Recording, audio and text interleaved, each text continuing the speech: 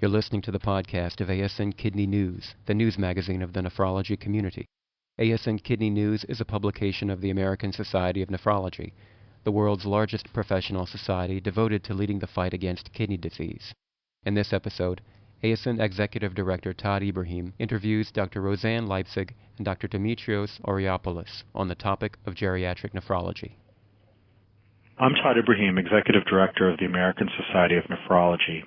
Today I'm joined by Dr. Rosanne Leipzig of the Mount Sinai University School of Medicine and Dr. Dimitrios Oreopoulos of the University of Toronto Faculty of Medicine. During today's podcast, we will be discussing geriatric nephrology. Dr. Leipzig, what is the demographic imperative of an aging population? The term demographic imperative refers to the fact that we are having an unprecedented number of older adults living well past 65 and even to over 100 in the world, but particularly in our nation. And so some people are referring to this as the graying of America, the age wave, the tsunami that's coming. At the moment, about 13% of the population is over 65, and the estimate is that in the year 2030, which is not that long from now, it'll be 20% of the population. Another way to look at this is that centenarians, people 100 and over, are the fastest growing age group in our country, and the estimate is that we'll have as many as 1 million centenarians by the year 2050. Dr. Oreopoulos, why did ASN develop a curriculum in geriatric nephrology? Well, what Dr. Leipzig finished saying has already started reflecting in the practice of nephrologists.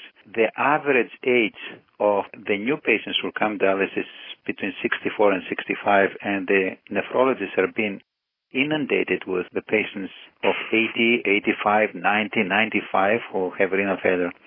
So the Accreditation Council for Graduate Medical Education mandated as of this year that all the new nephrology trainees should be trained in all the aspects of geriatric nephrology. I think that a few of us who had realized the need for geriatric nephrology training for the last 10, 15 years, but now when this has been mandated, we have an opportunity to have an impact on this. And I think that the American Society of Nephrology took the lead to establish the curriculum and facilitate that training, because there are problems. There are very few geriatricians around to teach it, but I think that the program directors and the nephrology training programs now have to take that very seriously and will be inspected if they are training their trainees in the aspects of geriatric nephrology. So is the sort of aging of the population occurring in the nephrology patients sooner than other subspecialties? It is something that we were not expecting it. There are two aspects to that. One thing is that since the introduction of the automatic reporting of kidney function from serum creatinine, I would say something that was introduced the last 2 or 3 years, primary care physicians and family physicians here in Canada are being puzzled seeing patients with normal serum creatinine and impaired kidney function. So the nephrologists are being inundated with the referral of elderly patients with impaired kidney function. But as the population lives longer, now the life expectancy has gone up to 80 years in Canada, we see more patients with renal failure who are elderly and who are prone to develop renal failure because already have impaired kidney function. So that is what's happening in nephrology now. And I guess the question that I have is, how does geriatric medicine relate to the rest of internal medicine, particularly nephrology? I think the way to look at this is that geriatrics is not something separate and its own turf from other disciplines, that 60% of doctors take care of older adults, and it's more of a thread that goes through all of medicine, so that in addition to the particular differences in care of older adults because of changes in kidney function, there's also changes in the rest of the body and the rest of the patient, their psychosocial conditions, cognitive functional abilities that change the way in which doctors need to think about caring for older adults. So I think that geriatric medicine is a part of all of internal medicine. It's a part of all of surgery, not just internal medicine. So in terms of caring for older adults that have kidney disease, what are some of the big challenges that you face? Well, one of the biggest problems we have now, how we can separate, how can identify what we expect as a normal, in quotes, decline of kidney function. After the age of 40, there is a decline of 1% per year. And when does this become abnormal and when is normal? And we have, at the same time as people get older, we have more hypertension, we have more diabetes. And there is the mix-up now of the normal decline with, at the same time, the patients who have also diabetes and hypertension and other conditions. And separating the two is very critical. But to emphasize what Rosanne said is that these patients now, we have to realize that it's not only the older adults that they have the disease, but they have so many other problems that we have to take it into consideration when we care for them. And polypharmacy and ethical issues, rehabilitation, falls, etc. So we have to learn how to look at the whole patient and not only kind of kidney problem only. I guess a natural follow-up question would be, as you look at your patient population, particularly older adults, and I'm thinking of this for patients with kidney disease, but also patients with other conditions, what are some of the advances that physicians have made in terms of care of older adults? The main thing is that now we're accepting more people. Now, you can say recent advances. Until 15, 20 years ago, we would consider seriously whether we should dialyze a patient who is in 85. Now we have opened our doors and that everybody is entitled to our services. But main advantages that I see is that we are understanding better now all the problems renal-wise that they have, the normal decline, the role of diabetes, the role of hypertension. We have found now some ways of trying to prevent the evolution of renal disease, even though a lot of them die from cardiovascular complications and that. But now with the introduction of multidisciplinary teams in the management of patients with stage 3 and stage 4 kidney failure, we may be able to arrest or slow down the decline of kidney disease. I think that this is the most important thing, that the introduction of drugs like the ACE inhibitors and the receptor blockers, the understanding that control of hypertension is very critical in these patients in arresting the decline of kidney disease. So I think we have done some strides in many patients, but at the same time, the wave that we have of diabetes makes our gains, it eliminates our gains. So even though per million of population we see fewer patients going on dialysis, the total absolute number keeps increasing because we have more and more diabetic patients. I think that the diabetes and old age, type 2 diabetes and old age go together. And Dr. Leipzig, from your perspective, as you look at some of the advances we've made in terms of treating older adults, I'm wondering sort of what your observations would be. Well, I think we've done a lot to compress morbidity. We haven't done as much as we'd like to, but I think people are living longer, healthier. There's been a decline in disability over the past 20, 30 years. And that's really quite exciting. I think we've recognized that one thing that differs in older adults and a lot of the symptoms and syndromes that they have is that it's not a linear one cause, one problem. There's a lot of multifactorial disease. And so there are risk factors within the individual, risk factors within the environment that cause older adults to fall, for example, to get confused, to have urinary incontinence. And the good news is that by small changes in several of these areas, you can improve the outcomes for the patient. So you may not be able to cure, but you can certainly improve outcomes. And that's kind of the other area that we've really become much better at understanding, and that's the importance of function, and the importance of function to the patient primarily, and to look at function as an outcome, not just, creatinine clearance. So in addition to improved outcomes and higher quality of life, what are some of the other rewarding aspects of caring for older patients? There's a real personal satisfaction. It really doesn't take much to make a very big difference in the lives of a lot of older people. And the continuity of care that you're able to have with older patients as well, and getting a sense of them and their families, I find that the most rewarding part. In that respect, I would like to emphasize the need of multidisciplinary team. We need many more people to look after them, not only the physicians and the nurses, but you have the social workers, and the rehabilitation becomes a very focal thing. And having at least the stage 5 patients who are on dialysis being able to be dialyzed at home and maintain their independence is very important. I have noticed that in the elderly patients, you have those who are anxious to keep their independence from the doctors, and there's those who are totally dependent. And those totally dependent have a tremendous impact on their healthcare providers. We need to concentrate on them in a different way. In one group to help them keep their independence, in the other group to help their family to cope with the needs of a dependent elderly person. You know, I think there's another piece that goes along with that, Dimitrios, which is that as people age, at least for this cohort of older people, there tends to be some reticence to reporting medical problems and saying that there's a problem, because once you do that, you set off a trigger of things that a lot of people don't want to get into. Ending up in an emergency room, having more tests, things of that nature.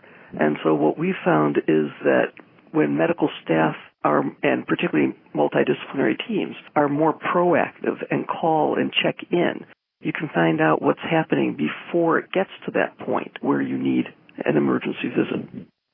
So that really leads to a discussion about teaching the next generation of physicians, geriatricians, nephrologists, and other providers, as well as nurses and social workers. And I guess one of the questions I would have is, what are some of the things that the educational system can do to improve the quality of care for older adults in the future, build in sort of the value of the multidisciplinary teams, but also some of the things that you've learned in your experience that resonate well with medical students, residents, and fellows?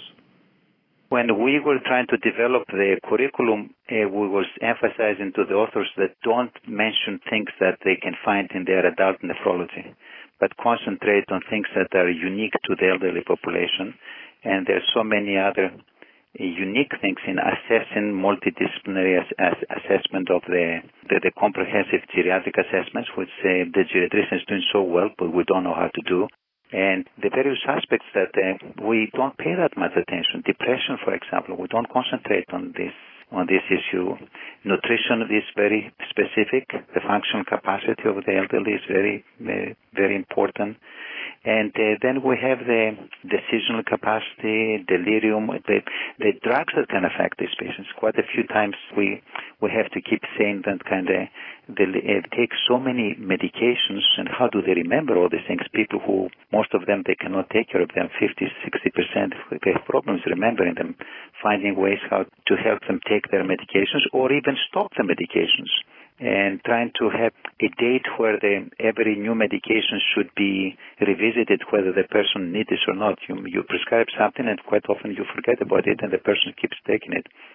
And then you have the ethical issues that we'll face more and more with these elderly patients, whether they should start on dialysis, especially those who have many comorbid conditions may not be providing prolongation of life, or when they become demented and continue after they have started on dialysis. So these are the aspects. The problem that I have is that there are so few geriatricians around. Who will teach them this? So some hospitals have active geriatric departments. Some other programs do not have access to them. So it behooves upon to the program directors to learn themselves, or to the residents to the curriculum. In the curriculum, we try to find links with the various geriatric sites where they describe all this assessment, mental assessment, and the various. So we have a lot of things to collaborate with the geriatricians in order to train the new fellows in the geriatric aspects. I think what you're saying is absolutely true, and I think a lot of what at the moment we're depending on geriatricians to teach, as years go on, if we really make the changes that are needed in the curriculum, this will become as much a part of training for physicians as is basic cardiology or basic nephrology. I don't send every one of my patients who has some kidney problems to a nephrologist. Okay, I have a sense as to when it's appropriate and when it isn't, and that's because of what I learned as a student and as a resident and as a fellow about nephrology and the patients I care for. And I think the same thing needs to be done in geriatrics and is starting to be done. I was part of a national initiative to identify competencies for medical students in geriatrics, and we came up with 26 competencies within 8 different domains, many of which are the ones that we just discussed: medication management, self-care capacity, cognitive and behavioral disorders, areas that don't necessarily get hit in the medical school curriculum. And ideally, these would be competencies that need to be demonstrated by the time of graduation from medical school. Similarly, internal medicine and family medicine residents, some of the leaders in those areas recently came up with 26 more competencies that build on the medical student ones for residents. And then the hope would be that at the time someone starts their nephrology fellowship, they've got that basic piece. Those are the reflexes. That's how you care for someone who's older, and you bring that into nephrology and you learn geriatric nephrology as well and incorporate it into your care of the patient. The need for the nephrologist, because we are also a small number of physicians available, to collaborate in the care of these patients with the primary care physicians or family physicians. Mm-hmm. We cannot look after all these patients ourselves, so we have to act as teachers and to collaborate with them, tell them these are the things that we have to follow up and when you should refer, when you should not refer the patient, etc. So we need kind of to expand on our role as educators of the primary care physicians. So in a sense, we're talking about multidisciplinary team, meaning both multiple disciplines of medicine and multiple professions within medicine. Correct. So what are some things that an organization like the American Society of Nephrology can do to help facilitate a discussion among primary care physicians, particularly general internists, geriatricians, and nephrologists? Well, we have started that in the last few months ago in the meeting of the American Geriatric Society. Dr. Joe Wiggins had a whole session, 2-hour session about nephrology for geriatricians. But I think that we have to go beyond, and we have started at least here in Canada, training the family physicians, having days for nephrology, what you should know. And this, when you ask questions, they're desperate to know what to do with a patient with hematuria, for an elderly patient who has impaired kidney function, and what to do, when to refer, and etc. So I think that we have to teach ourselves for the geriatric aspects and at the same time teach the community. Now, you say what the ASN can do. I think that already we have the curriculum. We have now for the second year in a row during the renal week a 2-day course on geriatric nephrology, but this is for our own, for the nephrologists. We have to go out to the family physician groups ourselves now and try to teach these aspects of geriatric nephrology or nephrology for the elderly people to the primary care physicians. Rosanne, what do you think about that? I think it sounds great, and I think what we need is really a two-way street here, to have the geriatricians also come to the nephrology meetings and work with the nephrologists on these issues. So I think that would be great. Or having geriatricians to come and talk to nephrology meetings and nephrologists going to the geriatricians meetings to tell our trade to them. Right, exactly. I think the other thing we can do is collaborate on other CME ventures, some online, some of the distance learning. I think there are a lot of people who would be interested in doing self-assessment programs or online CME that has to do with geriatric nephrology. And there is also online assessment of knowledge. And also geriatric cardiology has been quite advanced in that. Yes. And we can learn from their experience to introduce this as well. Mm-hmm. We've talked a little bit about the geriatric nephrology curriculum that Dr. Oreopoulos and Dr. Wiggins were responsible for developing within ASN. And I guess a question sort of building on this is, as you were drafting that curriculum, what were some of the things that you learned that were surprising to you?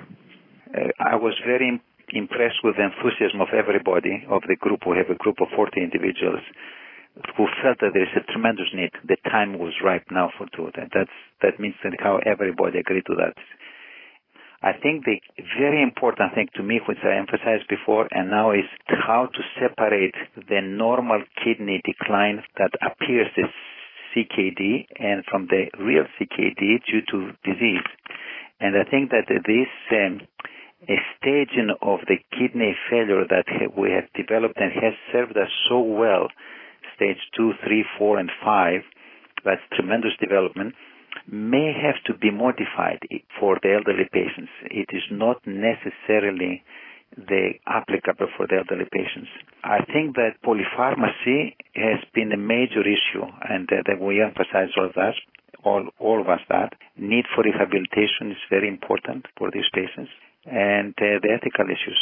Of course, the various diseases that we are all familiar with do present either in different proportions. For example, the glomerular diseases of the adults are different. That the proportion of the different glomerular diseases in adults is different than the proportion of glomerular disease in the elderly. And their sensitivity to higher mortality in patients with acute kidney injury is very important. So I think these are the main things that come to mind as you're asking me this question. You know, it's interesting. I think one of the things you're saying, and it pertains to the educational piece, is to get people to recognize that older adults are not just frail or wizened middle-aged adults. You know, there's a whole lot in terms of the physiology, in terms of the ability to withstand insults and get back to equilibrium that's very different in older adults than for middle-aged people. And yet you get people who say, I take care of a lot of older folks. I know how to do that. But that's not necessarily true if you're not doing it with an eye to try and understand what the differences are and to use that as a predictor as when you're working with other older adults. This reminds me what George Schreiner used to emphasize years ago, that there is a homeostasis in adults, that they can withstand tremendous changes from fluids or temperature, etc., and that becomes homeostenosis in the elderly. As we get older, this spread decreases and decreases, and they cannot adjust to the changes in the environment, and that's right. Homeostasis becomes homeostenosis, and always remember that. Right. So it sounds like a potential opportunity for collaboration would be within the realm of continuing medical education, as nephrologists are in practice and have been in practice for quite some time and perhaps have even gone through the maintenance of certification process, that there could be sort of educational opportunities to help improve their skills in terms of treating older adults. Absolutely. We had a nephrologist who had been in practice for 15 years or so who came back and did a geriatric fellowship. And it was eye-opening for all of us in terms of what he suddenly realized were areas in common, but we used different language. We had different tools. We thought of different etiologies. Is this an encephalopathy, or is this delirium, or is this dementia? Is this frailty due to changes from renal disease alone, or is it part of a larger frailty syndrome that occurs in older adults? Does that occur more often in older adults who have kidney disease? I mean, I think there are many issues like that we need to explore together. Yeah, I did spend 6 months in geriatrics in the early 90s when I did my sabbatical, and when I came back, I noticed one major difference between practice of adult medicine and geriatric medicine. The adult medicine, we prescribe medications, and geriatricians stop medications. And that is a concept that kind of has to come in, that kind of medication, and that kind the elderly don't need all these medications. Very important. At least that's what stuck to me after 6 months of training with geriatrics. I think that's very true. I think the other piece of that is really recognizing just how many medications our patients are on and how hard it is to know what all these medications are. Yeah. And probably one of the biggest things in being able to prescribe well is to know what your patients are taking. Let alone the interactions between these medications and the right. side effects of that. Yeah. Right.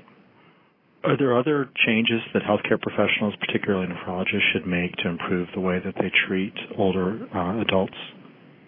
Well, I think that we have to emphasize, as in all patients, even more the elderly should not be looked only as patients, but should be looked as individuals and should look after whole gamut of their existence, whether it is their relatives, whether their finances, whether it's loneliness.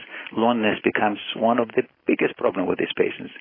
And practice the art of medicine with them is very critical, very important. And they need us more than the other patients, I would say, as human beings rather than at the same time as good physicians.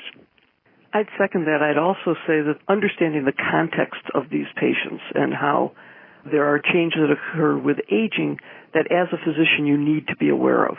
The high-frequency hearing loss. So many women physicians and women staff members are not heard as well as men by older people because of the changes that occur. So recognizing that and figuring out ways to get around that. Vision changes greatly as you get older. Many of us are learning that before we've hit Medicare age. And, you need things that are larger print, better contrast. You can't read the small print as well. How the office is set up, the ability to go upstairs, things of that nature really need to be thought about if you're going to care for this population. The final question that I would have is you look at the U.S. healthcare structure, and I think Dr. Oreopoulos, since you're looking at it from Canada, I'm very curious as to your perspective as well. What sorts of changes would you recommend be made to help improve care for older adults? From a U.S. point of view, we need more primary care doctors. That's a huge problem. We need better coordination of care so that all members of the healthcare team can work together easily to find out what's going on and to help patients get better and empower them in their attempts to care for themselves as well. I think that the lack of geriatrician is very critical. Their numbers are so small, and they are overwhelmed with so many patients, and they are not always available. And at least in Canada, the number of physicians being trained is being controlled, and I don't think they're making so much money as the other specialties with the various tricks, whether this is intervention, whether this is surgeries or whatever. And so the government has to realize that they have to be compensated. So a lot of young people may find a good reason to go and become geriatricians. I have to tell you, in the United States, it's, I think, the only fellowship you can do and make less money than you could make before. Yeah, somebody has to realize that. Yeah. This is very, very critical as a system. But I think that they need is, I will repeat what Rosanne said, that these people need additional care. Now we are promoting here very much home dialysis, that people should be treated at home to keep their independence. But in order to do that, you have to have a nurse go and visit them. So you have to have some assistance, whether there's a meal on wheels for somebody to provide their meals on, whether there's so many things that they will need additional care than us. I think that the social workers are very important. The need for psychiatrists is very important because depression, I have found depression, delirium is so frequent in these patients. And so expanding the need of a team is very critical of that. In terms of providing dialysis, I think that United States and Canada is doing as well. If not, I would say United States may be doing better. They're treating many more patients per million population than Canada is doing. But once we accept these patients for dialysis and for care, we have to be able to provide the whole care, not only dialysis, and go home and just come back in 2 days to give you another dialysis. It's interesting. You made the point that home dialysis is increasing, and if I end with where we started, where we talked about the demographic imperative and the fact that the population is aging, is it fair to say that in all likelihood more dialysis care will be delivered in the home for aging patients? Well, the trend that I see now, and which I consider it one of the most important things, is the home-assisted dialysis. It started in France. We are starting getting more and more of that in Ontario, and other countries in Europe are considering. I don't think that has come up in the United States yet, but I think that I don't expect a 70, 80 years old person to do his own dialysis or even with the assistance of a frail elderly partner. So I think that in order to provide that independence, the assistance at home by a variety, whether this is practical nurses, registered nurses, or the team, or even paid friends who could help would be very important. So to answer your question, I believe that with assistance this is a possibility. I wanted to thank Dr. Leipzig and Dr. Oreopoulos for joining us for today's discussion and how much the organization appreciates your taking the time to talk about geriatric nephrology. It was a pleasure. ASN Kidney News is available for free in North America and is a publication of the American Society of Nephrology, the largest professional society devoted to leading the fight against kidney disease. ASN and its 11,000 members promote expert patient care and advanced medical education and research. To subscribe to Kidney News or learn more about the Society, visit ASN online at asn-online.org. Thank you for listening to this podcast of the American Society of Nephrology.